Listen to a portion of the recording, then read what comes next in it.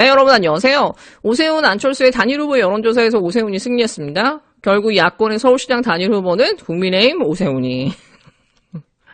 진짜 이 사람들의 단일화 과정을 보고 있으면은 진짜 김종인이 얼마만큼 노예한 사람인지를 느낄 수 있죠.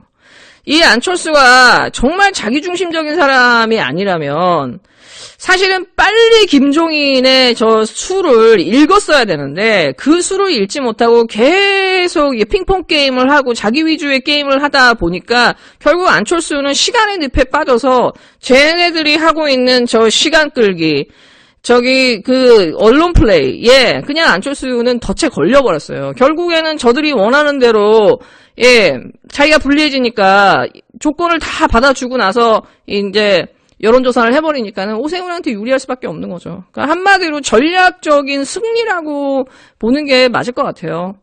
근데 이제 안철수가 오세훈하고 같이 승리를 위해서 최선을 다해서 돕겠다라고 그러는데 오세훈 혼자 저기 기자회견 하던데? 서로 안아주고 끌어안아주고 김진애 의원이나 박영선 장관처럼 좀 해야 되는 거 아니야? 퍼포먼스가 아무것도 없고 오세훈 혼자 눈물 질질 흘리면서 열심히 하겠다고 하고 있어요. 그러니까 안철수 삐진 것 같은데?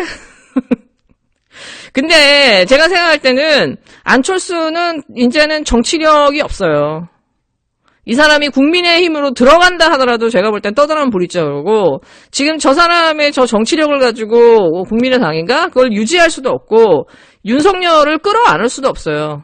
그리고 이제는 쟤네들의 힘이 너무 커졌기 때문에 안철수를 껴주고 싶지도 않고 껴줄 의사도 없었고 안철수는 그냥 버리는 카드거든. 그러니까 지금으로서 안철수는 자존심을 버리고 오세훈하고 이렇게 합칠 게 아니라 안철수는 정계 은퇴를 하는 게 나아요. 오히려 안철수는 본인의 몸값을 올리려면 정계 은퇴를 하는 게 훨씬 나아요. 지금으로서 안철수는 그 어떤 길을 가더라도 궁색해지는 수밖에 없고 살려고 하는 순간 버려질 수밖에 없는 운명이거든요. 그러니까 정치에 대한 재능이 전혀 없는 사람이 그 언론이 만들어준 그 허상의 지지율을 가지고 자기가 갖고 있는 그 돈의 그 자금력을 가지고 정말 한 10년을 버텼지만 결국 이 사람은 공수래 공수거죠. 제가 생각할 때 안철수는 은퇴 외에는 저는 다른 길이 없는 것 같아. 차라리 오세훈 도와주지 말고 그냥 조용히 은퇴하거나 그냥 오세훈 잠깐 도와주고 그냥 4월 서울시장 선거를 끝으로 해서 정치를 접는 게 제가 볼 때는 가장 깔끔하지 않나. 국회의원도 아니기 때문에. 그리고 그 3명은 국힘당으로 보내고. 요즘 여론조사를 보면 국민들 기주일이 목적인 것 같아. 대통령 지지율 많이 떨어졌죠. 민주당 지지율 많이 떨어졌고 며칠 전에 방송 3사에서 서울시장, 부산시장 여론조사 발표했었는데 오세훈, 안철수 누가 붙어도 박영선을 이기고 심지어 3자가 대결해도 엎치락 뒤치락 하는 결과가 나왔고 부산도 여전히 한 15% 정도로 박영준이 앞서고 있는 상황이에요. 오늘 같은 경우는 윤석열 지지율이 나왔는데 39%래. 이재명 지사의 2배야. 이거 진짜 믿을 수 없는 거예요. 이거 정말 실화냐? 이거 6개월 전에는 예상할 수도 없는 수치들이 마구마구 튀어나오고 있는 상황이에요. 이게 어떻게 받아들여야 되지? 아니, 180석을 얻고 대통령 지지율이 저렇게 높은데 어떻게 우리가 이런 상황까지 됐지? 이게 진짜 믿을 수가 없는 거예요. 근데 제가 이렇게 흔들려 가는 것들을 느끼지만 요즘에 지금 대한민국의 이 기류를 보면은 이 참여정부 말기 때 느꼈던 이 스산함이 느껴져요. 뭔가 이 검은 구름이 이렇게 스물스물 올라오다가 뭔가 이제 굳히기에 들어간 듯한 그런 느낌이 드는 거예요. 이미 싸움에서 진 듯한 그런 느낌 있잖아요. 지금 우리 진영은 제가 볼 때는 정말 잔인하리만큼 왜 이런 상황까지 됐는지를 돌아보고 문제점을 해결책을 찾아내지 않으면 그리고 그것을 실행하지 않는다고 하면 제 생각에는 이번 보궐뿐만 아니라 제가 볼 때 다음 대선도 그렇게 지금 좋은 상황이 제가 볼 때는 아닌 것 같아요. 지금 상황으로 봐서는. 왜냐하면 참여정부 때도 말기에 보면은 굉장히 이 정부의 성과가 좋았어요. 뭐 주가부터 해서 뭐 경제성장률 굉장히 좋았어요. 뭐 3FTA 뭐 여러 가지.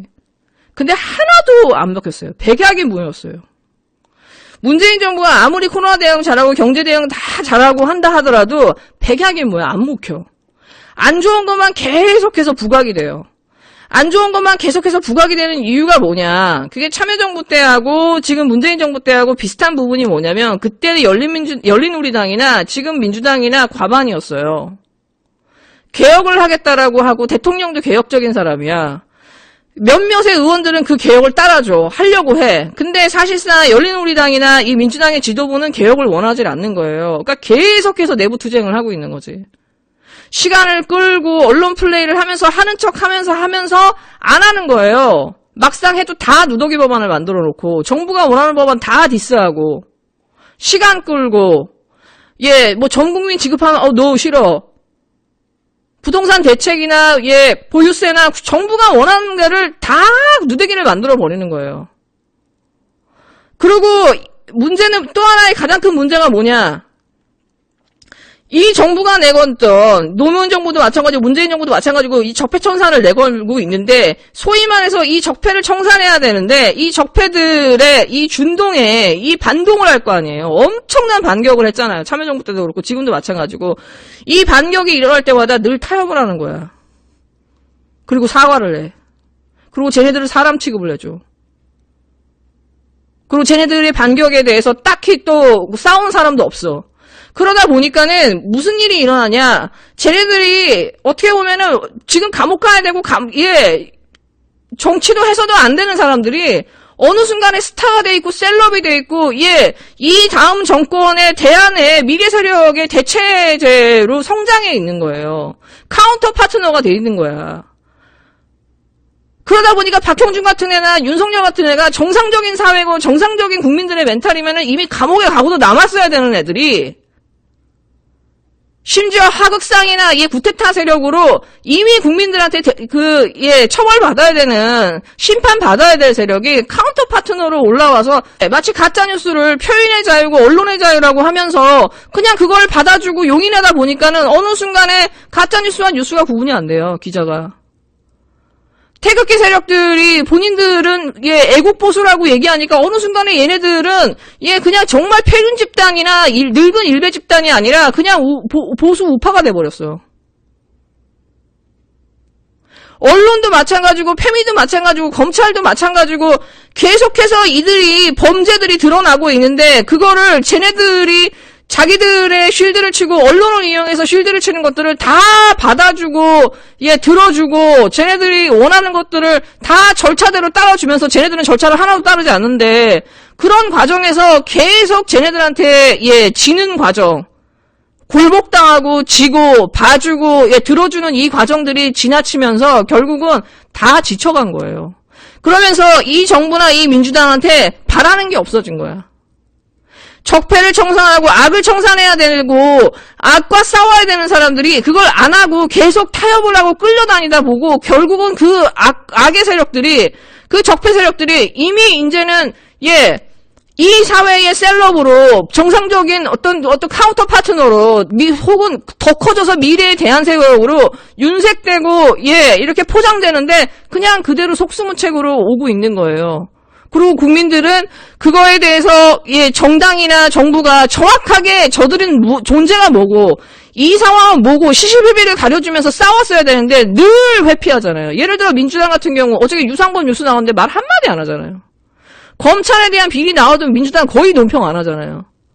그냥 넘어가고 쟤네들의 준동을 그대로 받아주고 윤색을 받아주고 언론에서 실드 쳐주면 그걸 그대로 양비론처럼 받아주니까 이제 국민들은 그게 이거 아닌데 하면서 어느 순간 그냥 걔네들도 확실한 하나의 변수로 하나의 카운터 파트너로 받아들이게 된 거예요. 그리고 이제 이것이 안정화돼 버린 거예요. 굳히기에 들어가 버린 거야. 그러니까 이제 윤석열에 대한 어떤 네거티브도 박형준에 대한 어떤 네거티브도 오세훈도 마찬가지고 안 먹히는 거예요.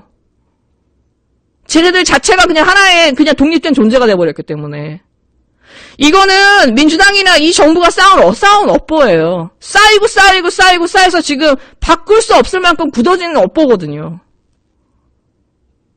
지금 그러기 때문에 2월 달에 민주당이 검찰개혁이나 언론개혁이나 사법개혁들에 대한 로드맵을 내고 본인들이 약속한 대로 통과시키고 끝냈어야 되는데 이거를 또 안 하고 선거를 또 이유를 담아서 계속해서 개혁을 안 하고 시간을 늦추고 있잖아요. 그럼 국민들을 속이고 있고 이것들이 쌓여서 지금의 이 상황을 만든 거예요. 그러니까는 민주당이나 정부가 뭘 해도 이제는 먹히질 않는 거야. 쟤네들의 목소리가 더 크고 쟤네들의 목소리가 그냥 있는 그대로의 이 정부의 대항마로서만 존재하는 거예요. 저것들이 옳고 그른가는 걸 시시비비를 가리지 않아주니까. 지금 정말 이 개혁을 반대하면서 계속해서 지지부진한 게 이 민주당의 지도부가 이걸 뒤에서 반대하고 있죠. 그들의 논리를 그대로 받아가지고, 일부 유튜버들이나 이런 사람들이 계속, 진짜 희망 고문을 하고, 시간을 끄는데도, 국민들한테 조용히 시키고, 입 다물게 시키고, 갈라치기 하지 말라고 하고, 그런 사람들이 이제 더 이상 입을 못 열게 해야 돼, 더 이상.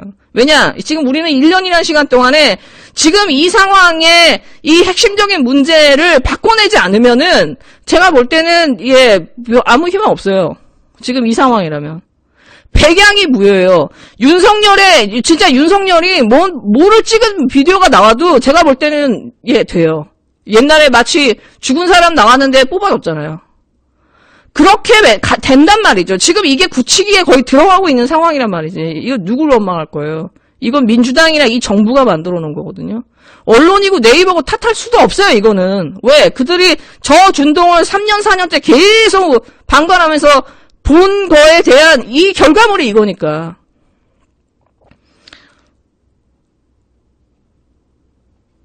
진짜 뼈를 깎는 저 잔인하리만큼 지금 이 상황에 대해서 민주당의 지지자들이, 이 민주세력의 지지자들이 이걸 깨닫고 정말 민주당을 미친 듯이 압박하고 이 남은 1년 동안에 남은 개혁을 다 완수하라고, 안 그러면 니네 다 떨어뜨리겠다라고 정말 강한 압박과 협박을 하지 않으면은 제가 볼 때는 답이 없어요. 제가 볼 때 이 민주당 지도부는요, 다음 정권을 창출하거나 선거를 이기는데 별 관심이 없어요. 자기 자리 외에는. 제가 지금까지 보면. 네, 여러분 즐거운 하루 되세요.